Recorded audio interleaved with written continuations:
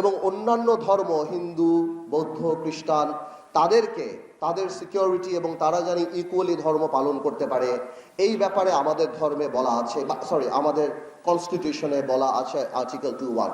কিন্তু আমি মনে করি গত 20 বছর যাবৎ আধুনিকতার নামে, গ্লোবালাইজেশনের নামে কেন জানি আমাদের ধর্মকে বা কালচারের নামে অ্যাটাক করার একটা প্রবণতা অনেক বেশি বৃদ্ধি পেয়েছে।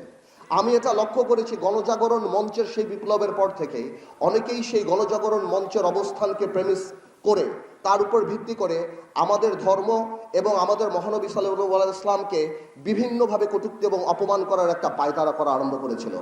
আমি মনে করি ইসলাম যদি স্টেট রিলিজিয়ন হয়েই থাকে আমাদের ধর্মে দেওয়া, তাহলে এই সংবিধানে যেখানে 90% মানুষ মুসলমান, সেখানে আমাদের হযরত মুহাম্মদ সাল্লাল্লাহু আলাইহি ইসলামের নাম থাকবে না, এটা আমি মানসিকভাবে মেনে নিতে পারি না।